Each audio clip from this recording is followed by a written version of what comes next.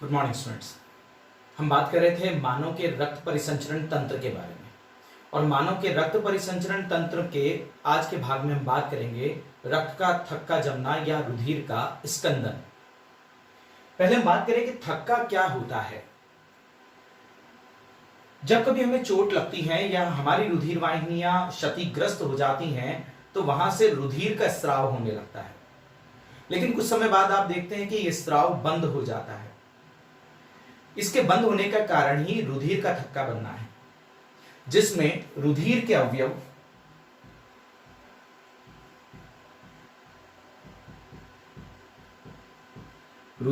में प्लाज्मा, रुधिर कणिकाएं आदि के बारे में बात कर रहे हैं। रुधिर के अवयव एक जेल समान पदार्थ में बदल जाते हैं, और जब ये जेल समान पदार्थ में बदल जाते हैं तो रुधिर का स्राव रुक जाता है। इसे ही कहा जाता है रुधिर का थक्का बनना या रुधिर स्कंदन। रुधिर स्कंदन की प्रक्रिया में लगभग 13 कारक काम आते हैं। ये 13 कारक हमारे शरीर में ही मौजूद होते हैं और क्रमागत रूप से कार्य करते हुए रुधिर का थक्का जमाते हैं या स्कंदन करते हैं। इसीलिए इन कारकों को प्रेरक स्कंदन कारक कहा जाता है। क्लियर?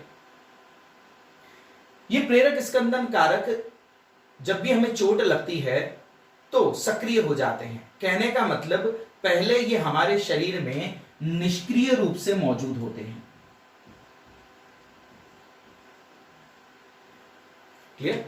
और निष्क्रिय रूप से मौजूद होने के बाद जब जैसे ही हमारे शरीर में चोट लगती है या रुधिर वाहिनियां क्षतिग्रस्त होती हैं, ये क्रमागत रूप से एक विशेष प्रकार की प्रोसेस से सक्रिय हो जाते हैं और हमारे रुधिर का थक्का बनाने की प्रक्रिया को पूरा करते हैं। तो आइए हम बात करते हैं सबसे पहले कि रुधिर का थक्का कैसे जमता है, उन क्रमागत अभिक्रियाओं के बारे में जो स्टेप बाय स्टेप एक दूसरे को सक्रिय करती हुई चली जाती हैं।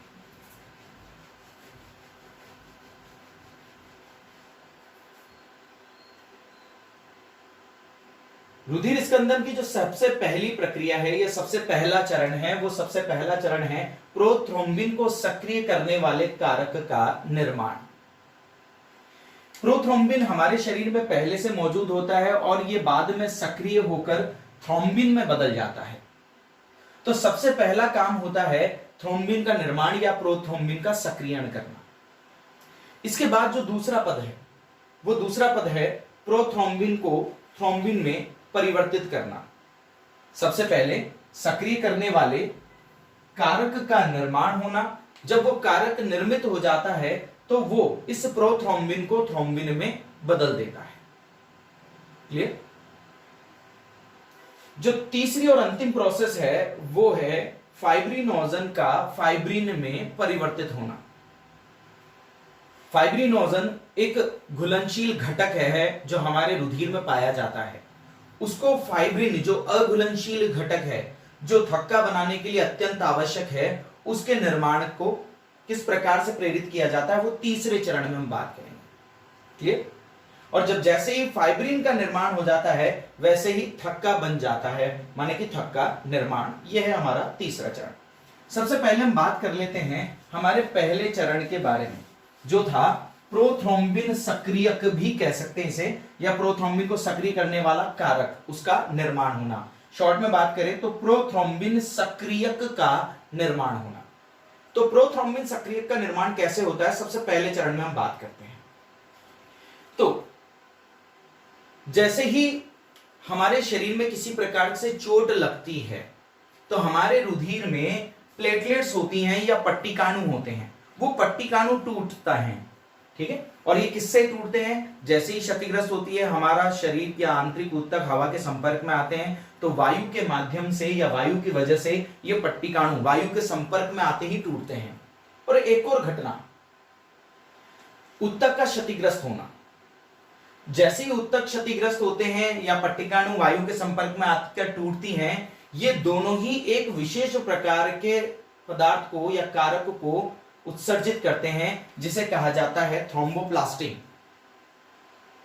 ये थ्रोम्बोप्लास्टिन कहां से उत्पन्न होते हैं, वापस ध्यान दीजिए, ये पट्टिकाओं के टूटने पर भी निकलते हैं और ऊतकों के क्षतिग्रस्त होने पर भी निकलते हैं। ये दोनों ही घटनाएं हमें चोट लगने पर होती हैं।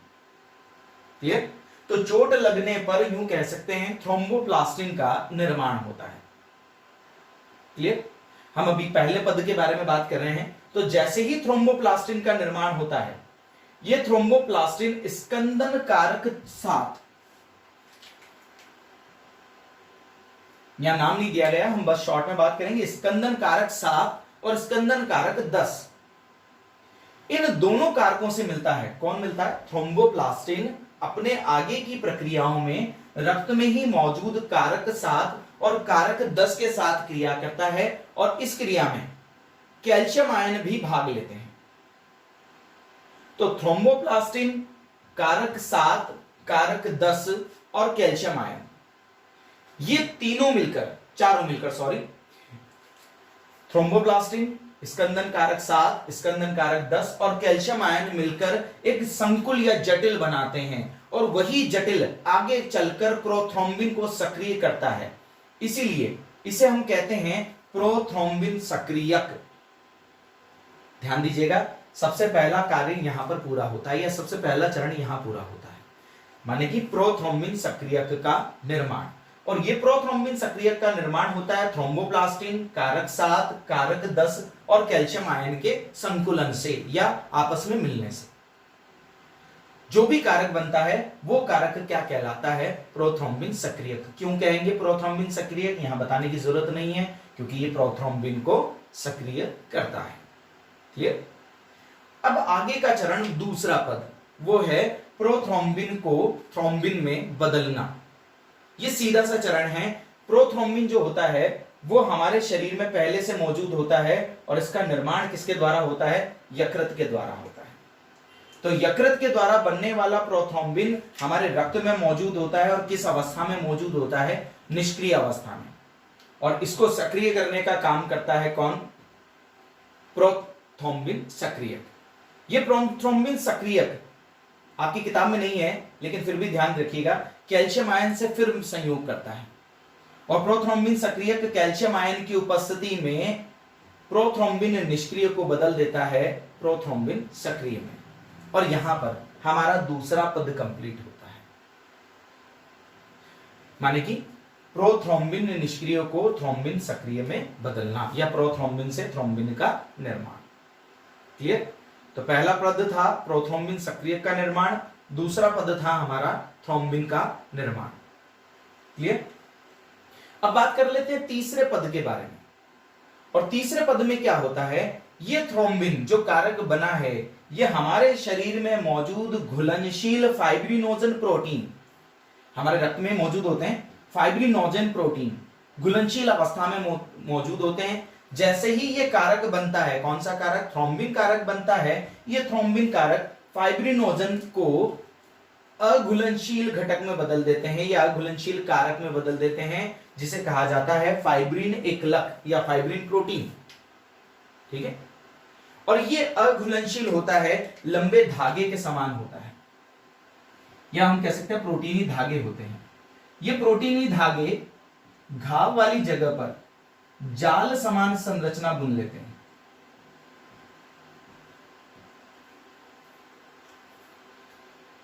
क्लियर? और इन बाल समान संरचनाओं में रुधिर कणिकाएं फंस जाती हैं।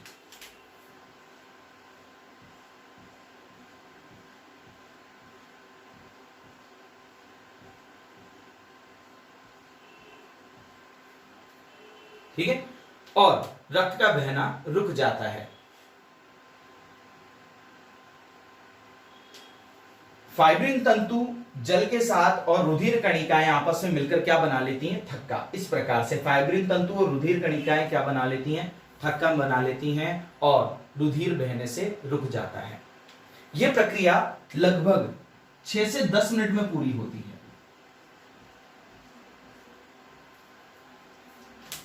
क्लियर? तो ये था हमारे शरीर में रुधिर का स्कंदन किस प्रकार से होता है, रुधिर स्कंदन की प्रक्रिया। यहां आपकी बुक में दो चीजें हैं, एक तो ये वाला कैल्शियम आयन नहीं दे रखा है आपकी बुक में, एक ये वाला कैल्शियम आयन नहीं दे रखा है, ठीक है, आप इसे छोड़ सकते हैं, ठीक है। अब आप इसका एक स्क्रीनशॉट ले लें ताकि आपको याद रहे।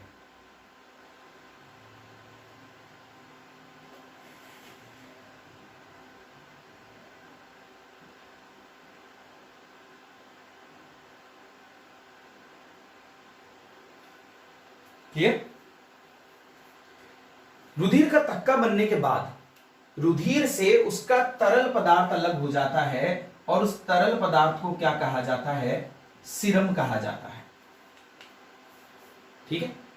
यह सीरम रुधिर के तरल भाग जिसे कहा जाता है प्लाज्मा के समान ही होता है,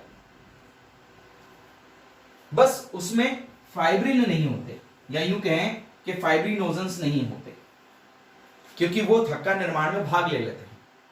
तो होता तरल भाग ही है, प्लाज्मा होता ही है। प्लाज्मा से अगर फाइब्रिन अलग कर दें, फाइब्रिनोजन प्रोटीन अलग कर दें, तो उस तरल भाग को क्या कहा जाता है? सीरम कहा जाता है। अगर आपसे कहीं पूछे कि सीरम और प्लाज्मा में क्या अंतर है, तो सीरम और प्लाज्मा में एक ही अंतर है कि फाइब्रिनोजन प्रोटीन नहीं होता है सीरम में।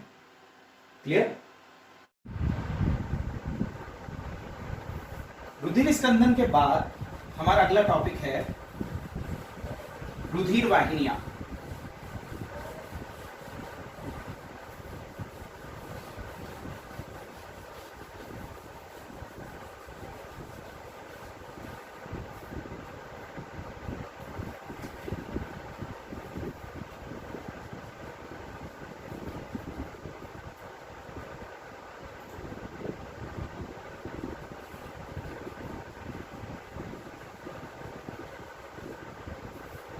किन्हें कहा जाता है रुधिर वाहिनियां? ऐसी नलिकाकार संरचनाएं जिनमें रुधिर का प्रवाह होता है उन्हें रुधिर वाहिकाएं कहते हैं। क्लियर? तो ऐसी नलिकाकार संरचनाएं जिनमें रुधिर का प्रवाह होता है उसे क्या कहा जाता है? रुधिर वाहिनियां कहा जाता है। रुधिर वाहिनियां मुख्य रूप से 3 प्रकार की होती हैं। कौन कौन सी होती हैं? धमनी, यहां पर शिरा, और तीसरी सबसे पतली वाहिकाएं केशिकाएं, जो धमनियों और शिराओं को जोड़ती हैं। इन्हीं केशिकाओं के कारण रक्त कभी भी हमारे शरीर से बाहर नहीं आता है। यूं कहें कि रुधिर वाहिनियों से बाहर ऊतकों के बीच में नहीं आता। ऊतकों के बीच में नहीं आने के कारण हमारा जो रुधिर तंत्र है या हमारा जो शरीर में पाया जाने वाला परिसंचरण तंत्र है वो बंद प्रकार का होता है, माने कि बंद परिसंचरण तंत्र होता है। आगे हम बात करेंगे। धमनियों और शिराओं की भित्ति में ऊतकों के 3 स्तर पाए जाते हैं। वो 3 स्तर कौन कौन से हैं? सबसे पहला स्तर है बाह्य कंचो, जिसे हम कह सकते हैं ट्यूनिका एक्सटर्ना। दूसरा जो स्तर है वो है मध्य कंचो, जिसे हम कह सकते हैं ट्यूनिका मीडिया। और तीसरा स्तर जो सबसे भीतर पाया जाता है ट्यूनिका इंटरना। क्लियर? इन तीनों स्तरों के बारे में बात करेंगे, लेकिन बात करने से पहले एक चीज को और ध्यान दे लेते हैं।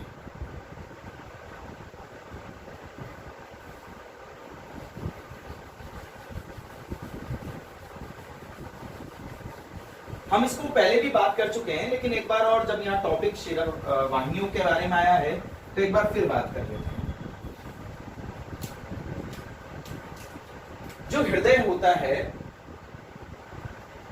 हृदय से निकलने वाली वाहिनियां धमनियां कहलाती हैं, और हृदय से जो जस्ट निकलती हैं वो उनका आकार बड़ा होता है, जिन्हें हम महाधमनियां भी कह सकते हैं।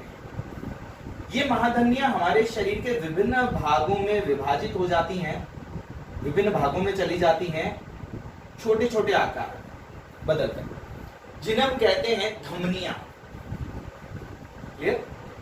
ये धमनियां आगे चलकर शरीर के और छोटे छोटे भागों में स्थानांतरित होती हैं और छोटे छोटे आकार में बदलती हैं, जिन्हें कहा जाता है धमनिका। कई शाखाओं में धमनियां आगे कई शाखाओं में बढ़ जाती हैं, जिन्हें कहते हैं हम धमनिकाएं। तो हम यहां लिख देते हैं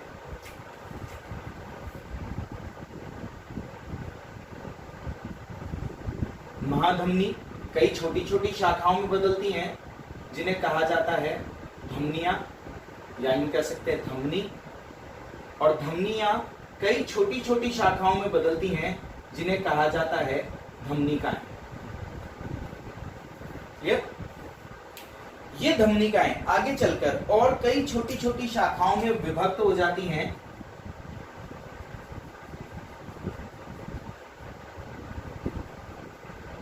अत्यंत पतली शाखाएं। इन अत्यंत पतली शाखाओं को कहा जाता है केशिकाएं। अत्यंत पतली, इतनी पतली होती हैं कि इनकी भित्ति केवल एक कोशिक मोटी होती है, माने कि केवल इसमें अंतः कंचुक पाया जाता है या ट्यूनिका इंटरना ही पाया जाता है। शल्काकार कोशिकाओं की भित्ति होती है केवल, और इन्हीं केशिकाओं के माध्यम से, नॉट कोशिका, केशिका, इन्हीं केशिकाओं के माध्यम से ये उत्तकों को भोज्य पदार्थ और ऑक्सीजन प्रोवाइड कराती हैं और उत्तकों से कार्बन डाइऑक्साइड और अवशिष्ट पदार्थों को पुनः ले लेती हैं। माने कि आदान प्रदान का कार्य उत्तकों और केशिकाओं के मध्य ही होता है। ये आगे ये केशिकाएं वापस मिलती हैं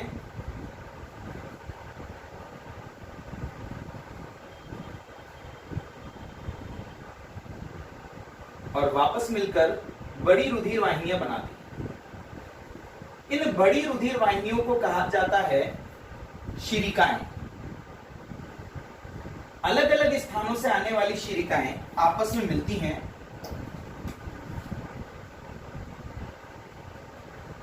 और आपस में मिलकर बड़ी रुधिर वाहिनियां बनाती हैं जिन्हें कहा जाता है शिराएं। सबसे छोटी शिराएं क्या कहलाती हैं? शिरिकाएं।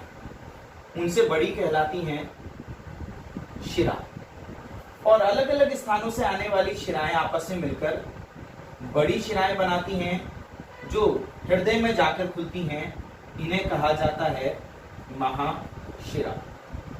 और ये महाशिरा अंत में हृदय में जाकर खुलती है। तो हृदय से हृदय के बीच रक्त कभी भी बाहर नहीं आता है, माने कि वाहिनियों में ही रहता है। तो हम यहाँ देख सकते हैं महाधमनियों से रुधिर जाता है धमनियों में, धमनियों से जाता है धमनिकाओं में, धमनिकाओं से केशिकाओं में, केशिकाओं से शिरिकाओं में, शिरिकाओं से शिराओं में और शिराओं से महाशिराओं में। तो ये था हमारा परिसंचरण तंत्र और विभिन्न प्रकार की रुधिर वाहिनियां।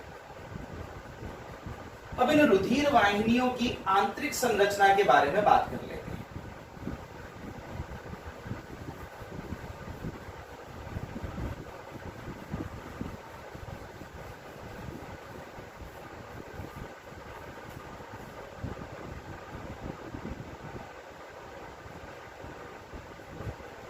यह है रुधिर वाहिनियों के 3 स्तर। ये सबसे बाहरी वाला स्तर ये कहलाता है ट्यूनिका एक्सटर्ना। क्लियर?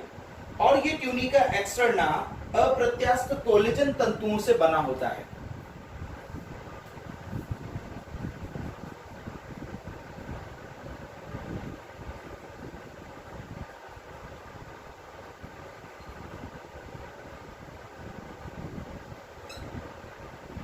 क्लियर? इस ट्यूनिका एक्सटर्ना के भीतर की ओर पाया जाता है ट्यूनिका मीडिया। और ये ट्यूनिका मीडिया अरेखित पेशीय तंतुओं से बना होता है।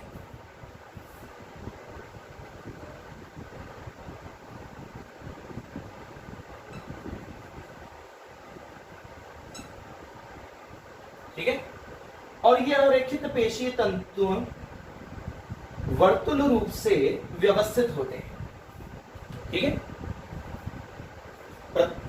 सॉरी, हमने बात करी थी अनुदैर्घ्य रूप से व्यवस्थित होना, अनुप्रस्थ रूप से व्यवस्थित होना और वर्तुल रूप से व्यवस्थित होना। यहाँ जो व्यवस्था है वो कौन सी पाई जाती है? वर्तुल रूप से पाई जाती है। ये जो स्तर है ट्यूनिका मीडिया, जो स्तर है वो धमनियों और शिराओं में अलग अलग मोटाई का होता है। धमनियों में क्रमाकुंचन ज्यादा होने की वजह से या दबाव ज्यादा होने की वजह से ये पेशी स्तर ज्यादा मोटा होता है। जबकि शिराओं में ये पेशी स्तर पतला होता है। इसमें कुछ प्रत्यास्थ तंतु भी पाए जाते हैं। क्लियर? तो ट्यूनिका मीडिया, और ट्यूनिका मीडिया में जो होता है वो अरेखित पेशीय तंतु पाए जाते हैं और वर्तुल रूप से व्यवस्थित होते हैं, और कुछ प्रत्यास्थ तंतु भी इसमें पाए जाते हैं। क्लियर? नेक्स्ट बात करते हैं ट्यूनिका इंटरना के बारे में। जो ट्यूनिका इंटरना है, ये आप देख पा रहे होंगे, एक पतला एक कोशिक स्तर होता है और ये बना होता है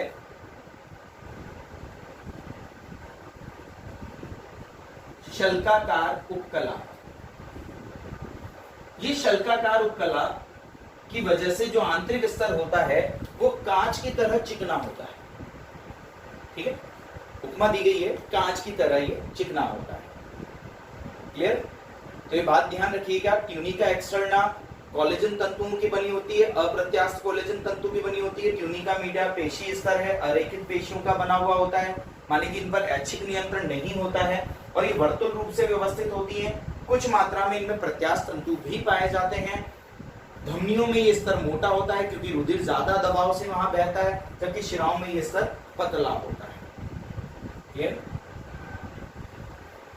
इसी चीज को दूसरे डायग्राम से भी हम देख लेते हैं।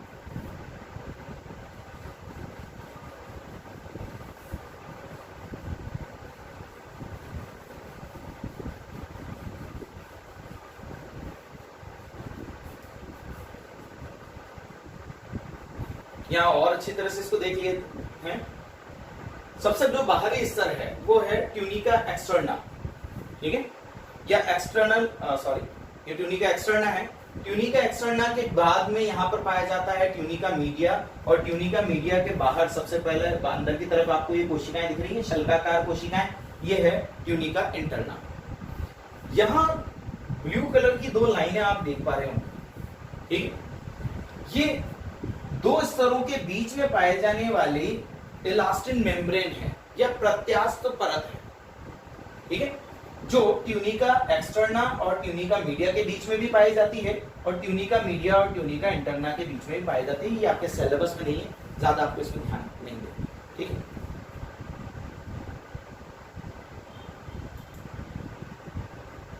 यहां पर और ज्यादा उससे देख सकते हैं आप, ये सबसे बाहरी स्तर है जो ट्यूनिका एक्सटर्ना कहलाता है। ठीक है, ट्यूनिका एक्सटर्ना के अंदर की तरफ यहां पर एक प्रत्यास्थ परत है जो बाहरी प्रत्यास्थ परत कहलाती है।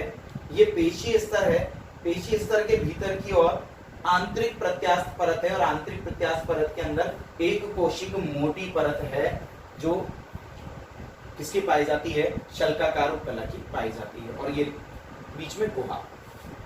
ये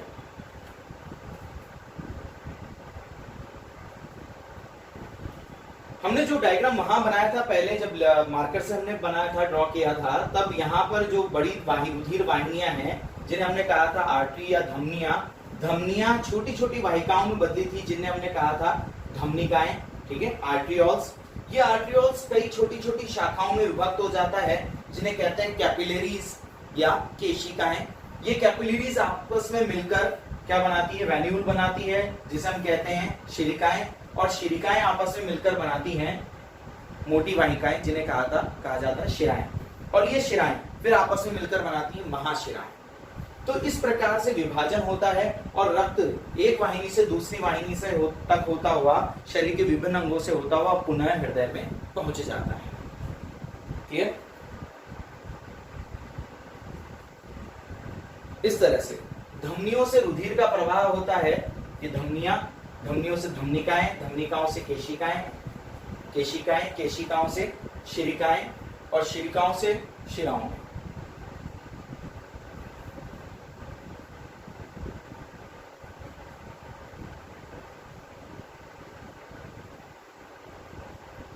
ये तो फ्रॉम हार्ट टू हार्ट। ठीक है,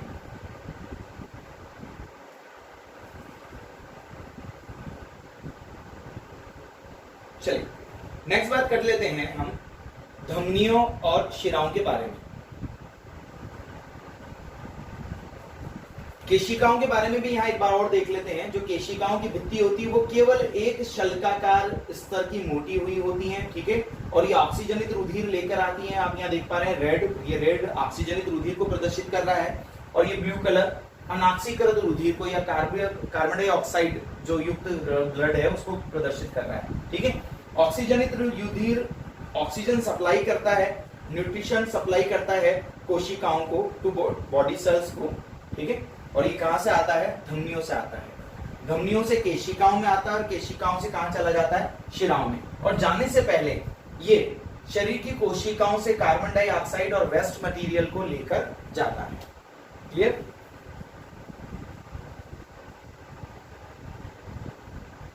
जो केशिकाओं की भित्ति होती है वो केशिकाओं की भित्ति इतनी पतली होती है कि इससे होकर न्यूट्रिशन के साथ साथ श्वेत रक्त कणिकाएं भी हमारे ऊतकों के बीच में आ जाती हैं, और ऊतकों के बीच मौजूद जीवाणुओं को या हानिकारक पदार्थों को, जीवों को या पैरासाइट्स को नष्ट करती हैं।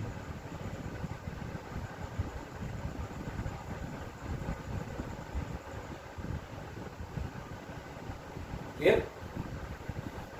धमनियों और शिराओं की बात करें तो जो धमनियां होती हैं उन्हें किन्हें कहा जाता है, ये बात ध्यान रखने वाली है। जो हृदय से निकलती हैं या हृदय से आती हैं उन्हें धमनियां कहा जाता है। क्लियर? जो धमनियां होती हैं उनका मध्य कंचुक या ट्यूनिका मीडिया जो स्तर होता है वो शिराओं की तुलना में मोटा स्तर होता है। क्लियर? इनकी जो आंतरिक गुहा होती है वो इसी वजह से पतली होती है, इस स्तर के मोटे होने की वजह से ये यहाँ से पतली होती है, जबकि ये वाला क्षेत्र क्या होता है, ये गुहा जो होती है शिराओं की वो मोटी होती है। क्लियर?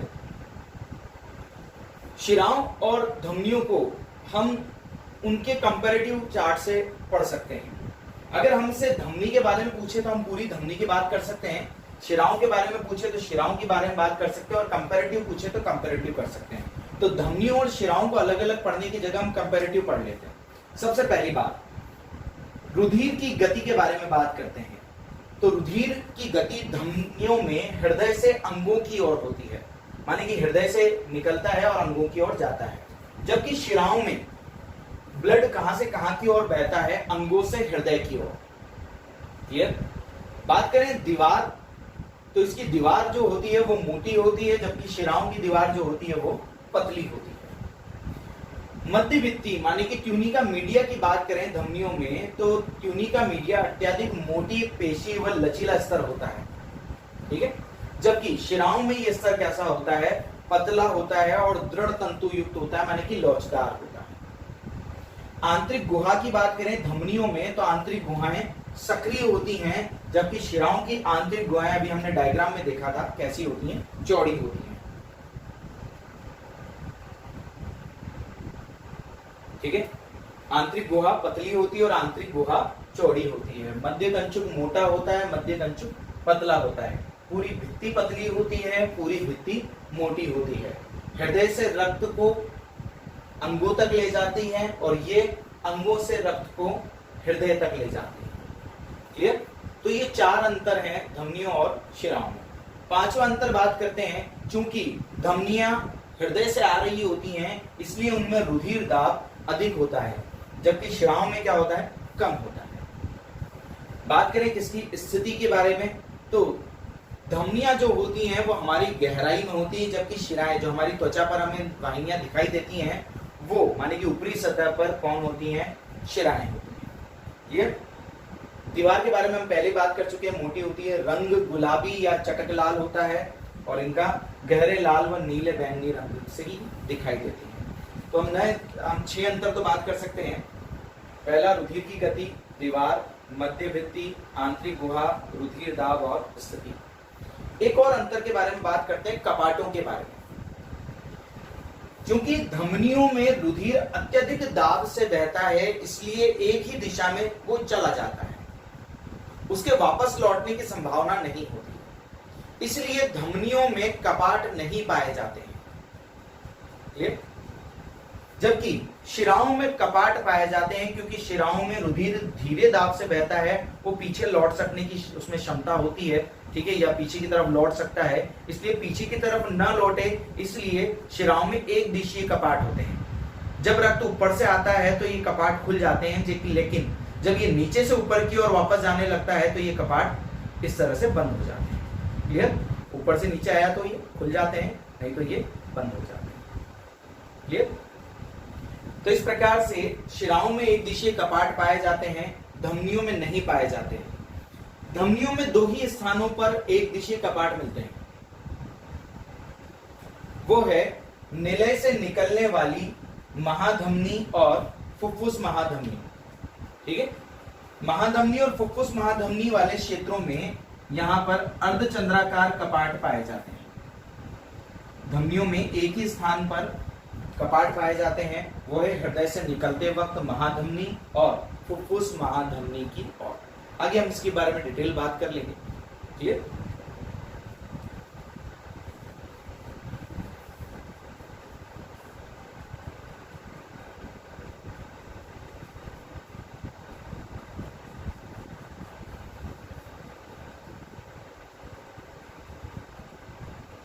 अंतिम टॉपिक हमारा जो बचा हुआ है वो है केशिकाएं। केशिकाओं को एक बार वापस हम पढ़ लेते हैं।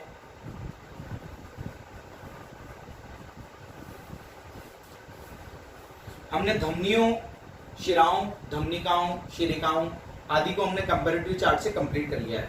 फिर भी किसी तरह का डाउट हो तो आप मुझे मैसेज कर सकते हैं। ठीक है? केशिकाओं के बारे में अंतिम बात कर लेते हैं। जो केशिकाओं की मोटाई होती है वो मोटाई होती है लगभग 4 से 10 माइक्रोमीटर। ये जो मोटाई होती है वो 4 से 10 माइक्रोमीटर होती है और इनकी अधिकतम लंबाई 0.3 मिलीमीटर होती है। ठीक है? जो मोटाई होती है 4 से 10 माइक्रोमीटर और जो लंबाई होती है वो 0.3 मिलीमीटर होती है। इनकी मोटाई इतनी पतली होती है कि जो लाल रुधिर कणिकाएं होती हैं वो इस तरह से, यहाँ पर डायग्राम की सुविधा से को पूरा बताया गया है, माने कि रुधिर वाहिनियां बहुत ही सिकुड़ कर, माने कि मुड़कर इसमें से गति कर पाती हैं, इतनी ज्यादा पतली होती है। ठीक है? मोटाई की बात करें तो इसमें केवल क्या पाई जाती है, एक पतली झिल्ली पाई जाती है, एक कोशिक मोटी पाई जाती है, या यूं कह सकते हैं कि केवल इसमें ट्यूनिका इंटरना ही पाई जाती है। क्लियर? इसमें पेशी स्तर या बाह्य कंचुक नहीं पाया जाता। क्लियर? ये इतनी पतली होती है कि ये भी बात कर चुके हैं, इतनी पतली होती है कि पदार्थों का और दूसरी चीजों का आदान प्रदान हो सकता है, माने कि रुधिर वाहिनी से ये कुछ पदार्थ इन कोशिकाओं, इस झिल्ली से होकर बाहर ऊतकों के बीच आ जा सकते हैं। क्लियर? तो ये था रुधिर का थक्का जमना और रुधिर वाहिनियां। आज के लिए इतना ही। नेक्स्ट क्लास में हम बात करेंगे हृदय की संरचना के बारे में। Thank you.